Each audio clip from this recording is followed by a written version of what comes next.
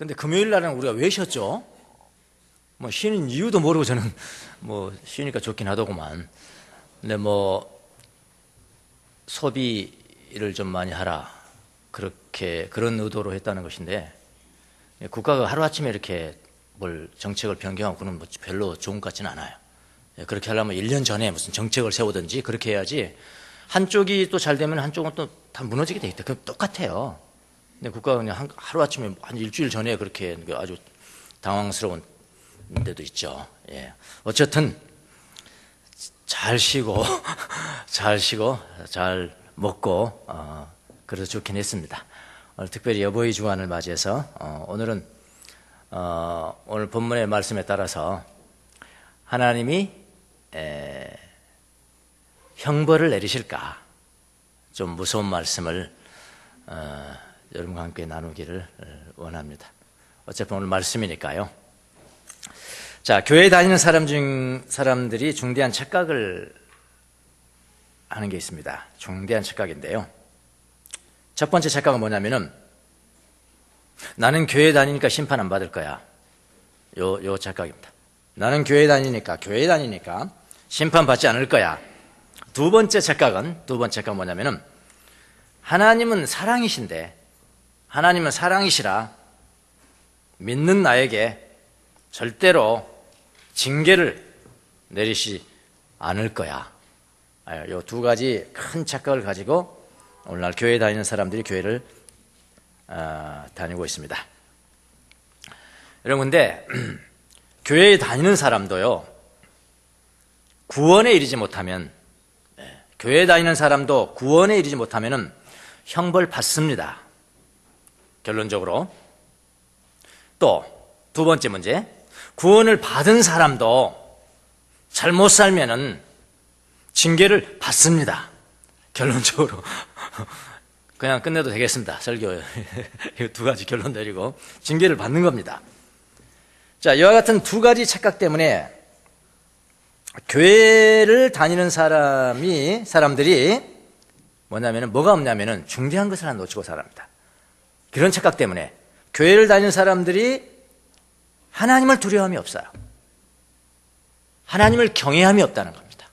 하나님을 경외함이 없어요. 하나님을 무서워함이 없으니까, 다시 말해 쉬운 말로는 무서워함이 없으니까 자기 하고 싶은 거 다 하면서도 눈 하나 깜빡 안 합니다. 이게 교회 다니는 사람들. 여러분, 하나님의 사랑과 자비를, 하나님 자체가 사랑이시죠. 자비로우신 분이고요, 용서하시는 분이고, 그건 맞습니다. 그러나 그것을 오해하면 안 돼요. 오해하거나 남용하는 것도 하나님을 욕보이는 겁니다. 하나님이 사랑이신데 설마 지옥을 만들어 놨겠어? 형벌을 내는 지옥을 만들어 놨겠냐? 내가 지옥이 어떻게 알아? 죽어봐야 알지. 천국도 마치 그렇게 똑같아. 어떻게 알겠어? 하나님이 사랑이신데 설마 지옥을 만들어 놨겠어? 하는 사람, 죄송합니다만 속고 있는 겁니다. 속고 있는 거예요. 무서운 형벌이 존재합니다. 무서운 심판이 존재해요. 하나님이 나를 사랑하시는데, 내가 하나님 얼마나 사랑하고 하나님의 자녀인데 내가 조금 잘못했다고 하나님 나를 징계하시겠어? 물론 하나님이 예수 믿는 사람들이 잘못했다고 즉시로 징계하시지는 않지만, 즉시로 징계하지 않고 즉시로 징계하는 사람도 있고요. 그건 하나님 마음이에요. 보통 오래 참으시죠. 즉시로 징계를 내리지 않는다면 오래 참으세요. 오래 참으심과 영원히 참으시는 것은 다른 문제란 말이죠. 예. 오래 참으시긴 하지만 영원히 참지는 않습니다. 하나님은 영원히 참으시는 분이 아니에요. 영원히 참다는 것은 그거는 정신을 잃었거나 정신이 나갔거나 아무 힘이 없는 그건 할아버지죠. 하나님 그러신 분 아니거든요. 자, 여러분은 예수님을 믿지 않는 사람들, 구원받지 못한 사람들에게 정말 하나님이 무서운 형벌이 있다고 생각하십니까? 아니면 그 반대입니까?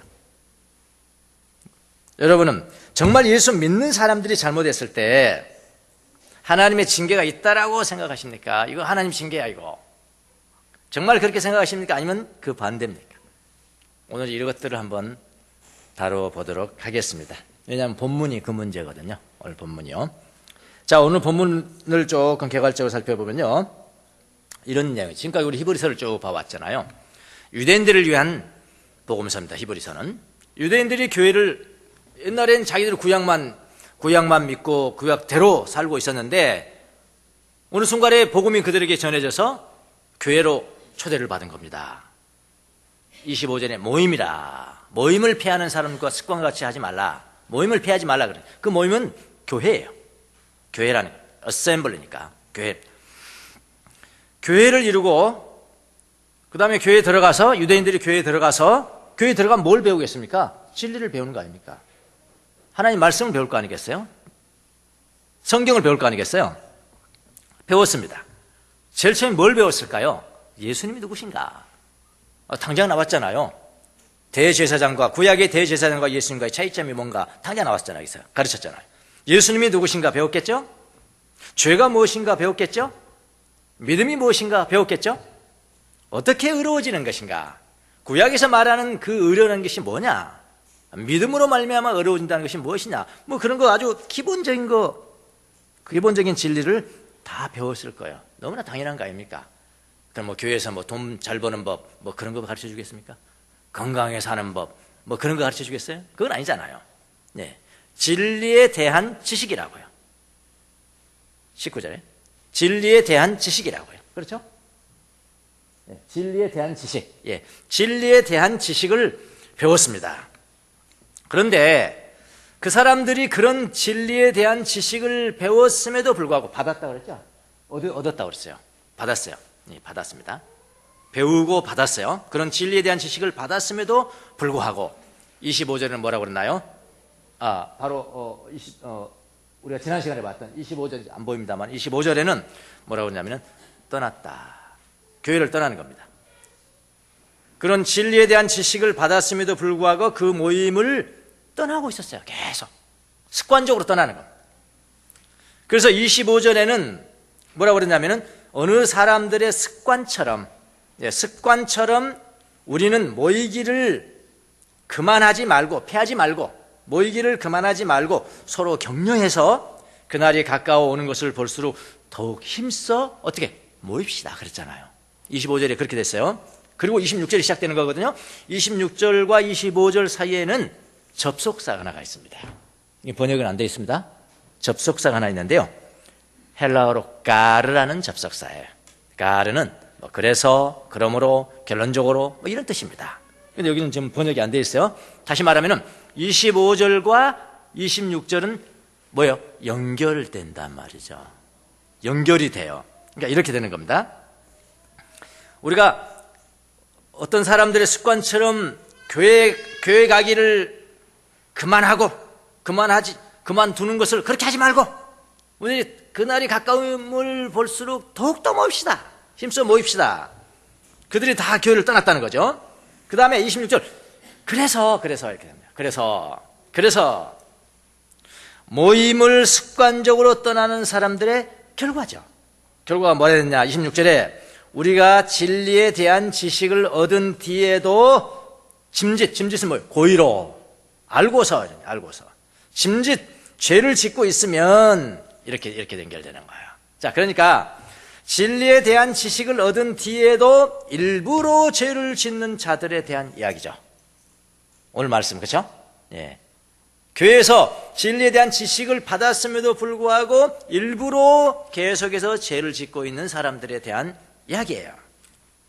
자, 그러면은 진리에 대한 지식을 얻은 뒤에도 일부러 죄를 짓는 사람들이 누군가? 이게 중요하겠죠? 난가 아닌가? 이게 중요한 거면 나냐 아니냐? 진리에 대한 지식을 얻은 뒤에도 일부러 죄를 짓는 자들이 누구일까? 이제 성경에는 이렇게 해석이 난해한 부분들이 많이 있어요. 해석이 난해한 부분들이 많이 있는데 이런 부분들을 해석하는 데 있어서는 자기 독단적으로 해석하면 안 됩니다. 이게 잘 모를 때는요, 큰 뜻을 생각해야 돼요. 하나님의 큰 뜻이 무엇일까? 하나님의 큰 캐릭터가 무엇일까? 그분의 성품은 어떤 분이실까?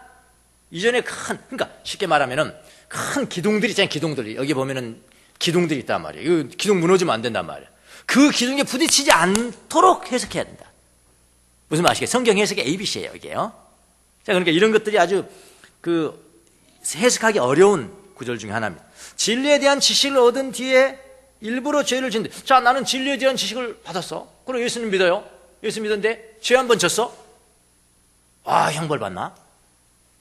이게 이 문제잖아요. 진리에 대한 지식을 얻은 뒤에도 일부러 죄를 짓는 사람이 누구일까? 단도직입적으로 말하면 구원받은 자들일까? 아닐까? 그 문제겠죠. 만약 구원받은 사람도 포함된다면 여러분과 저도 포함되는 거잖아요.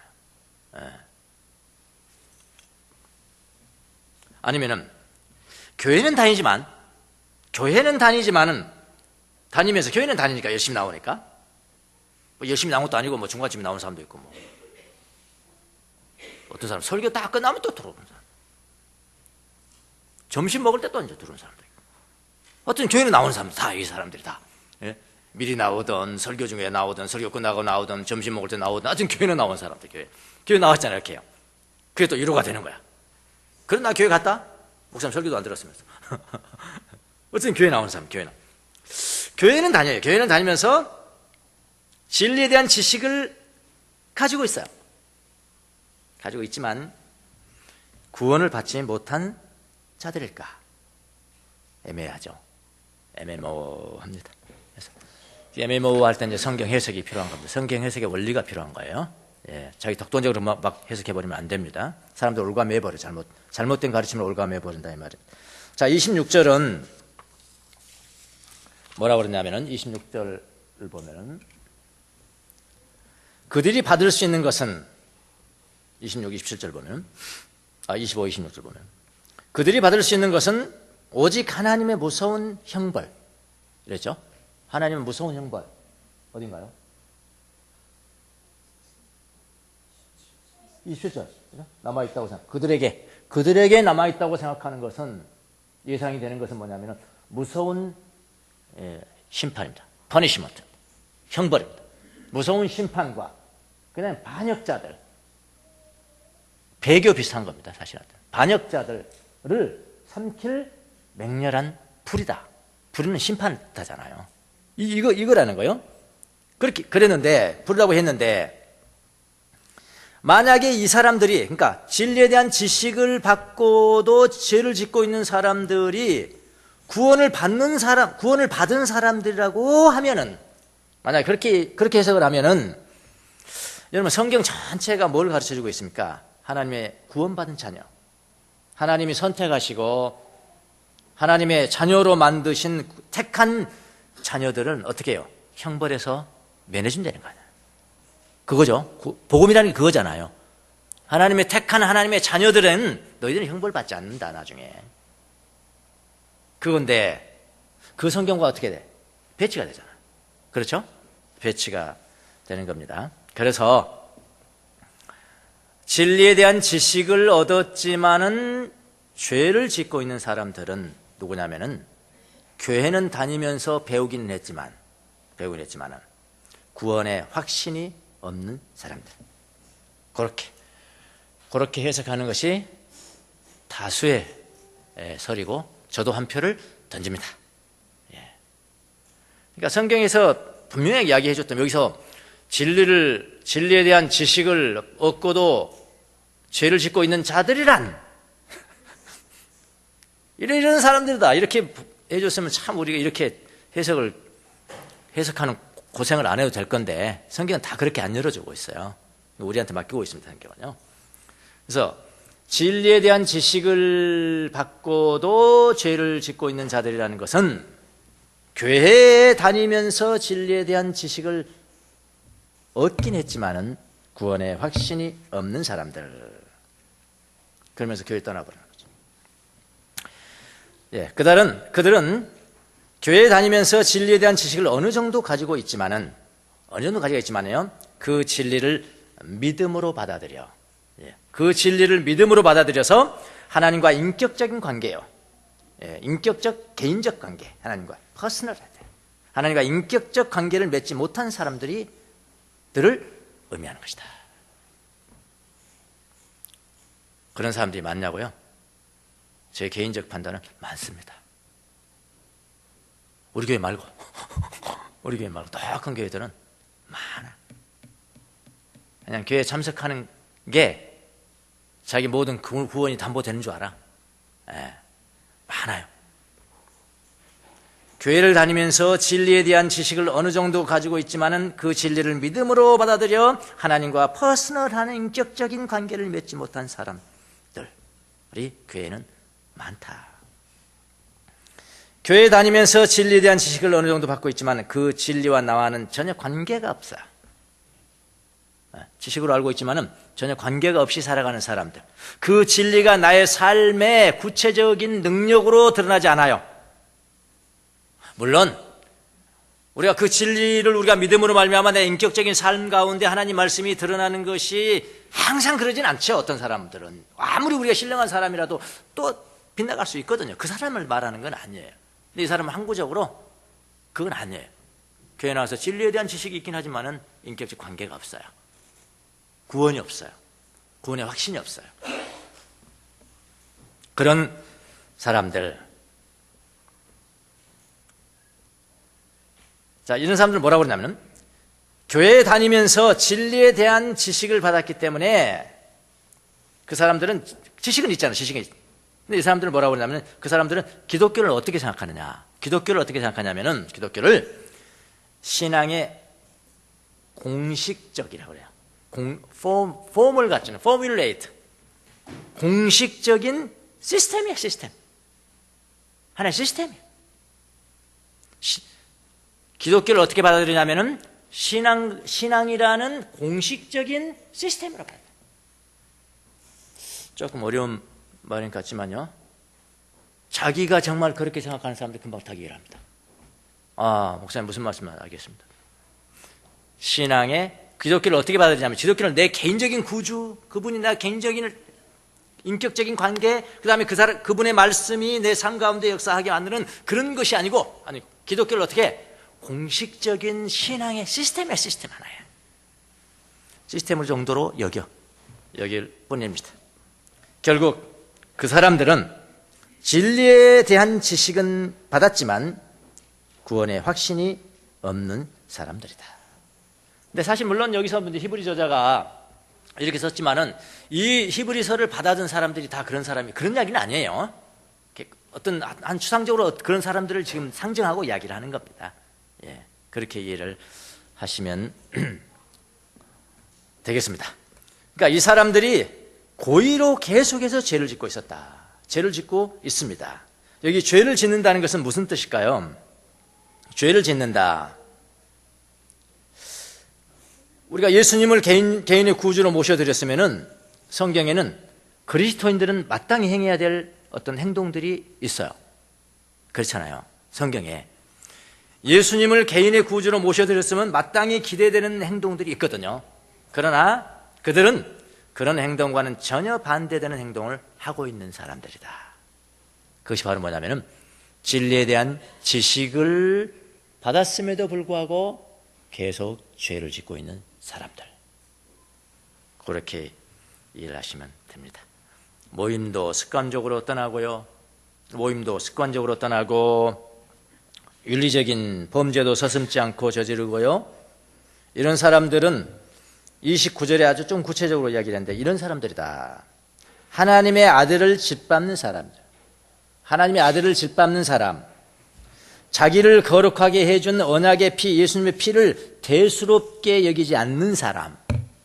딱 떨어지잖아요. 그래서 대수롭게 여기지 않는 사람, 은혜의 성령을 모욕한 사람들이라고 이야기를 합니다. 그런 사람들은 결국 구원을 얻지 못한 사람들이다. 교회를 다녀서 진리에 대한 지식은 얻었으나 구원에 이르지 못한 사람들이다. 자, 이런 사람들 하나님께서 벌하실까요? 형벌하실까요? 아니면 교회를 다니는 것을 가상히 여겨서 용서해 주실까요? 어떤 것이겠어요? 죄악에는 아무 능력이 없고요. 죄악에는 아무 능력이 없고 하나님의 말씀이 해답이어야 되잖아요. 27절에 답이 나와 있습니다. 27절. 그들에게 남아있다고 예상될 수 있는 것은 무서운 형벌이라. 무서운 심판과 반역자들을 삼킬 맹렬한 불뿐이다. 그들을 위해서 예수님이 다시 속죄제를 드릴 수가 없다. 예수님의 속죄제는 단 한 번으로 끝나는 것이다. 그렇게 아주 무섭게 이야기하고 있다. 무섭게 이야기하고 있다. 무서운 형벌만 그들에게 남아있을 것입니다. 자, 이것이 믿어지지 않습니까? 여러분에게 제가 말씀드리는 게 아닙니다. 지금 그 당시에 유대인들입니다. 유대인들 다 구약에 정통한 유대인들에게 또 한마디 합니다. 이거 잘 안 믿어지냐? 이렇게 이야기해요. 잘 안 믿어지냐? 근데 하나 예를 들어볼까? 그 사람들은 구약의 예를 들으면 뻑하잖아요. 모세 이야기하면 뻑하는 거예요. 근데 구약의 예를 한번 들어볼까? 사람이 일상에 사형에 처해진 거 어떤 사람이 처해진 줄 알아? 모세 율법을 조금 전했는데, 예를 들어서 안식일을 거룩하게 지켜라. 근데 안식일을 거룩하게 지키지 않는 사람이 있어요. 요즘 말로 말한다면 주일날 교회 안 나가고 엉뚱하게 노는 사람이 빈둥빈둥 노는 사람을 본 거야. 두 사람의 증인이 나타났어요. 노는 걸 봤거든, 두 사람이. 그래가지고 찔렀습니다. 봤습니다. 저 사람요, 안식일 날요 엉뚱한 짓 하는 걸 내가 봤습니다. 또 한 사람 또 나왔어. 한 사람만 있어도 안 됩니다. 이스라엘 법이 지금도 법이에요. 그래서요, 이스라엘의 법에 이제 사형제도라는 게 있겠지만은, 제가 이제 사형제도에 대해서 논문을 쓴 적이 있거든요. 사형제도. 있지만은 이스라엘은 거의 사형 집행이 안 돼요. 두 사람이 직접 증인이 있어야 돼요. 직접 증인이 있으면 되는데, 근데 만 있다고 하자. 두 사람이 증인의 증언으로 사형당했지 않았냐? 너희들이 그렇게 여기는 모세 율법에도 그렇게 돼 있다. 그런 얘기 아닙니까? 예. 모세 율법을 어긴 사람도 두세 증인의 증인이 있으면은 가차없이 사형을 받지 않았는가? 가차없이 사형을 받지 않았는가? 예수를 모르고 안 믿는 사람도 형벌에 처해질 것이고, 예. 진리에 대한 지식을 받았지만 결국 믿지 않는 사람도 무서운 형벌이 기다리고 있는 것입니다. 속지 마세요. 예. 자, 믿지 않는 자가 받는 것을 뭐라고 하냐면, 여기 심판이라고 그러잖아요. 심판. 이게 형벌이에요. 형벌입니다. 믿지 않는 자가 받는 형벌. 자, 지금까지는 이겁니다. 지금 오늘 전체 내용이 사실 이건데요. 근데 여기 해당되는 분은 별로 없으시죠? 그러니까 우리에게는 해당이 안 되는 거잖아요. 결론적으로 보면 우리에게는 해당이 안 되는 거예요. 자, 지금까지는 결론적으로 예수님을 믿지 않는 자들, 조금 믿는 척 했지만은 교회 그냥 떠나버리고 거의 배교인 거야. 왜냐하면 예수님의 피를 우습게 여겼거든요. 성령의 은혜를 모욕했거든요. 다시 예수님이 좀 못 박으라는 얘기. 그런 분은 없다. 형벌이다, 그건. 지옥이다, 쉽게 말하면 지옥이다. 그건 우리하고 뭐 관계 없으시죠? 예? 분명히 확신할 수 있죠? 긴가 아닌가? 긴가 아닌가? 이것도 곤란합니다. 긴가 나인가 아닌가? 이거 곤란해요. 자, 결론적으로 예수를 믿지 않는 자들에 대한 이야기니까 우리하고는 관계 없다라고 저는 믿습니다. 자, 이렇게 말을 하니까, 제가 이렇게 이야기를 하니까 어떤 사람들이 이의를 제기합니다. 저한테 이렇게 이야기를 합니다. 아니, 내가 아는 사람 말이요, 내가 아는 사람은 장로님이고 교회 장로님이고 교회 집사님인데 또는 목사님인데 나보다 훨씬 나쁜 짓 하던데 막 돈 떼먹고 막 횡령하고 그래가지고 좀 큰 집에 가 있던데. 얼마나 이야기할 수 있잖아요. 큰 집이 많고 목사님도 많거든요. 큰 집에 앞으로 갈 사람도 많고요. 내가 알고 있는 사람 많거든요. 네. 그렇게 이야기할 수 있잖아요. 야, 나보다 훨씬 나쁜 짓 많이 하더라. 지금도 저 큰 집에 가 있는데 나는 믿지 않는다고 형벌을 받고, 무서운 형벌을 받고, 이 일 제기하는 사람이 나한테 그런다 이 말입니다. 나는 믿지 않는다고 무서운 형벌을 받고, 나보다 이 세상에서 더 나쁜 짓 하는 저 교회 다니면서 믿는 사람은 형벌 받지 않는단 말이야. 그렇게 이야기할 수 있잖아요. 그게 무슨 정의냐? 이 일을 제기하는 사람, 그게 무슨 정의냐? 하고 묻는 사람들이 분명히 있습니다. 이거에 대한 해결도 우리가 있어야 돼요. 이거에 대한 해결도 있어야 돼요. 믿지만 죄를 짓는 사람들, 믿지만 죄를 짓는 사람, 구원받았지만 죄를 짓는 사람들은 하나님이 어떻게 하실까요? 벌합니다. 벌해요. 벌합니다. 그것을 징계라고 하는 것입니다. 징계. 징계라는 단어 나오죠? 성경 히브리서 나옵니다. 나중에 보면 또 나옵니다. 징계를 받지 않는 자녀는 사생자다. 부모님이 징계하잖아요. 근데 징계도 안 해. 그 사랑해서 안 하는 겁니까? 나하고 관계없는 거야. 나하고 관계없으니까 징계 안 하는 거고. 사생자라는 게 사생자. 징계. 믿지만 죄를 짓는 사람들은 하나님이 어떻게 하신다고요? 벌합니다. 그것을 징계라고 한다 이 말인 거예요. 조금 고상한 말로는 뭐라고 하냐, 그거를 내버려둠 이렇게 얘기합니다. 내버려둠, 버려짐, 내버림. 요건 제 용어가 아니고요. 이미 AD 4세기경에 위대한 성자들이 이야기를 했는데, 하나님께서 예수 믿는 사람들을 고치기 위해서, 교정시키기 위해서 뭐 하냐면은 버려짐, 내버림을 주신대요. 그러니까 죄에 그냥 속해버리도록 내버려둔다. 잠시 내버려두는 것이 영원히 내버려두는 건 아니에요. 왜냐하면 내가 지금 보고 있거든요. 아버지가 보고 있단 말이에요. 그걸 징계라고 그런단 말이에요. 징계. 자, 형벌과 내버려짐. 아까는 형벌 그랬죠. 형벌. 요거는 내버려짐. 형벌과 내버려짐 차이가 뭘까요? 저는 형벌과 징계의 차이라고 생각합니다. 형벌이라는 것은요, 공동체 밖에서 일어나는 겁니다. 하나님 나라의 밖에서 일어나는 거예요. 하나님 나라 밖에 있으면 형벌이란 말이에요. 밖에서 일어나는 것이고요, 받는 것이고요. 징계라는 것은 공동체 내에서 받는 거예요. 하나님의 패밀리에 들어오는 사람들에게 주는 것은 징계예요. 하나님의 패밀리 밖에 있는 사람들이 여기 형벌이에요.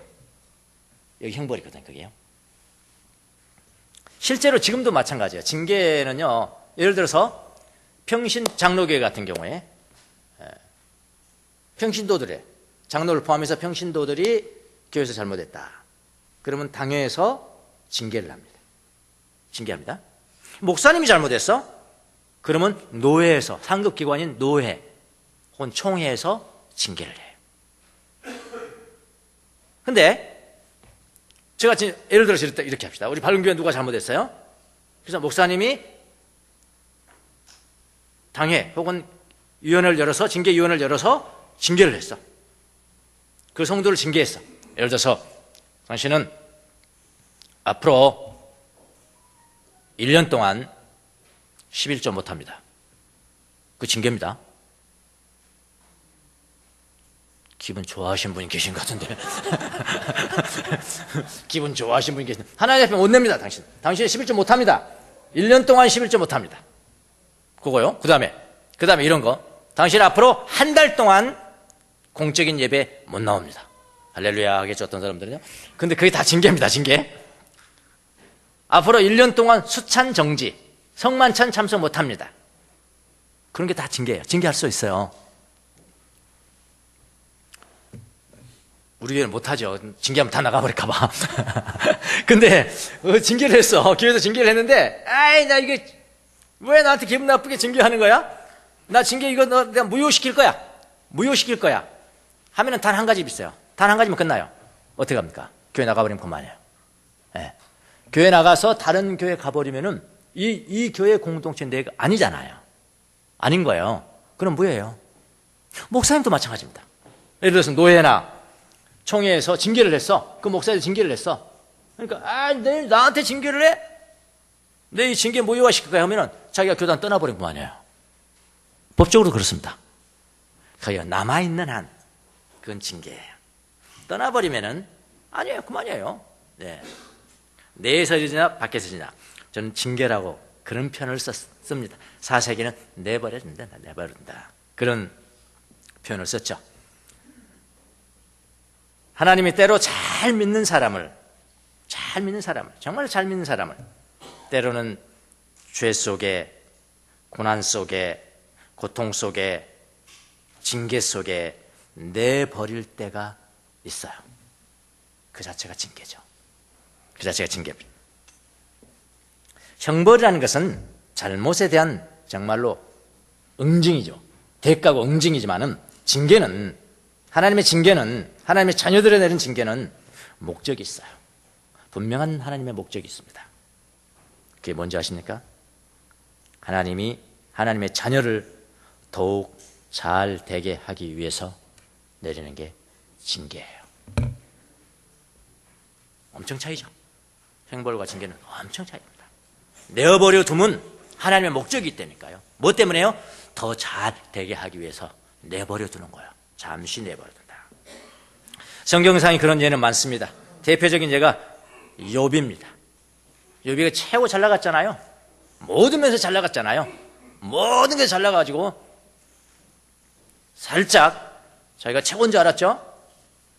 조금 교만했을지도 모르겠어요. 말 들어보면 교만했습니다. 막 하나님 앞에 호소하는 거 막 위태위태합니다. 뭐 우리 배웠잖아요. 욥 배웠잖아요. 그게 징계예요.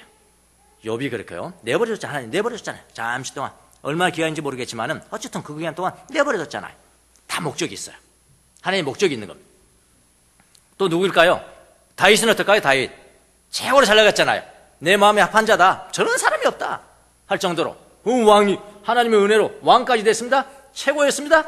잠시 교만했죠. 악한 죄에 따라 내어버려뒀다. 내어버려짐. 신약성경에는 뭐가 있을까요? 누가 있을까요? 신약성경에. 신약에 누가 있어요? 분명히 있을 것 같은데, 하나님 분명히 우리에게 예를 주셨을 것 같은데 잘 안 떠오르더라고요. 계속 또 그냥 생각해 봤더니 한 사람 떠오르는 사람이 있었습니다. 그 사람이 누굴까요? 베드로입니다. 베드로. 예수님을 3번이나 부인했잖아요. 그같이 신성 모독죄가 어디 있습니까? 그렇잖아요. 예수님 자기가 수제자인데, 최고로 잘된 수제자인데, 네 믿음, 네 이름 위에 내가 반석을 세우고 열쇠 줄게, 막 그 정도로 수제자인데 부인했잖아요. 3번이나. 내어버려 둔 겁니다. 내어버려 둔 겁니다. 예언까지 했죠. 예수님이 내어버려도 예언까지 했습니다. 다윗도 그렇고 욥도 그렇고 베드로도 그렇고 다 하나님이 하나님으로부터 내어버림을 받은 적이 있는 사람들이었습니다. 그런데 그들은 공통적으로 다 잘 됐을 때였어요. 잘 나갔을 때 내어버림을 받은 자들입니다. 때로는 여러분, 하나님의 자녀들이 정말 성공적인 삶을 살아갈 때 버려짐을 당합니다. 그 이유가 있습니다. 그 이유를 여러분 잘 아셔야 돼요. 더구나 교회 지도자들이라면 이 이유를 잘 아셔야 돼요. 왜냐하면 교회에 일이 버려진 사람이 얼마나 많은가. 그러니까 돌팔이가 되면 이 이유를 모르면 엉뚱하게 이야기한다고. 너 기도 안 해서 그래 뭐 한다고요. 이 이유를 잘 아셔야 조언을 해줄 수 있잖아요. 지도를 해줄 수가 있다고요. 첫 번째 이유, 왜 잘 믿는 사람들이 버려짐을 당할까? 어느 때까지는 모르겠지만 첫 번째는요, 여러분 버려짐을 통해서 감추어진 덕이 드러난대요. 버려짐을 통해서 감추어진 덕이 드러나요. 그동안 제가 최고로 잘 나갈 때는요, 자기가 최고로 잘 나갈 때는 자기가 가지고 있는 덕이 소홀히 되어져요. 처음에는 정말 하나님이 최고였거든요. 하나님에 대한 신앙이, 하나님을 사랑하는 하나님에 대한 뜨거운 열정, 사랑이 최고였거든요. 점점 올라가기 시작합니다. 자기가 잘 되기 시작합니다. 하나님 도와주셔서 잘 되기 시작합니다. 하나님에 대한 최고의 그 사랑이 숨겨져요. 자기가 드러나요. 덕이 소홀히 되었을 때 버려짐을 통해서 감추어진 덕이 회복된다 라고 했습니다. 대표적인 인물이 또 누굴까요? 욥이에요. 욥이 그렇게 하나님 그렇게 사랑했잖아요. 근데 자기가 최고 잘 되니까요, 은근히 자기가 드러나기 시작합니다. 마지막에 40장에 가서 뭐라고 하는지 아십니까? 하나님이 욥에게 직접 말씀했습니다. 너가 내 심판을 패하려 하느냐? 이 말이 무슨 말입니까? 언제 욥이 하나님의 심판을 패했습니까? 욥은 하나님밖에 없어요, 원래. 근데 은근히 자기가 의로운 사람이 되니까요, 은근히 자기가 의로운 사람이 되다 보니까 하나님의 심판은요, 점점 숨겨지고. 너가 스스로 의롭다 하려 하여 나를 불의하다 하느냐? 딱 욥이 깨달은 게 뭘까요? 처음에 가졌던 하나님에 대한 뜨거운 사랑이겠죠. 숨겨진 덕이 회복이 되는 것. 첫 번째 이유. 두 번째, 징계를 통해서 회복이 됩니다. 깨끗하게 회복이 돼요. 징계를 받는 중에 하나님이 반드시 도와요. 그렇기 때문에 하나님은 우리 아버지세요. 반드시 돕는 손길이 없다면 아버지가 없는 거예요. 그건 사생아예요. 아버지가 없으면 사생아입니다. 아버지가 있으면 아버지가 반드시 도움의 손길을 주세요. 임하십니다. 도움의 손길이 임하십니다. 하나님의 도우심으로 말미암아 그 사람 회복이 되는 거예요.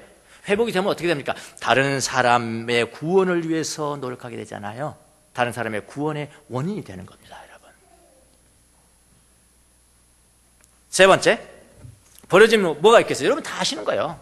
너무나 쉬운 것들은. 겸손해집니다. 참 신기하죠? 고난당하기 전에는 그렇게 기고만장하더니요, 고난당하면은 참 겸손해져요, 사람이요. 참 신기한 거예요, 그요. 겸손해집니다. 버려져 본 사람들은 알아요. 버려짐을 통해서 내가 얼마나 비참한 사람입니다. 내가 얼마나 비참함을 당했나. 그 비참함을 통해서 사람이 겸손해지기 시작합니다. 그래서 버려진다는 것은 겸손을 가르치는 위대한 스승이다. 겸손해집니다, 사람. 특별히 자기가 좀 잘났다고, 자기가 덕이 좀 있다고, 내가 좀 빼어나다고, 그래서 교만한 사람들 있잖아요. 교만한 사람에게 반드시 번성하는 겁니다. 겸손해져요. 네. 다 그랬어요. 네, 다윗도 그랬고요. 욥도 그랬고요. 베드로도 그렇고요. 네. 네 번째 이유는 뭐냐면, 그런 버려짐을 경험한 사람은요, 악을 경험한 사람은 악을 미워하게 돼요. 이제 그걸 미워하게 됩니다. 악을 미워하면 어떻게 될까요?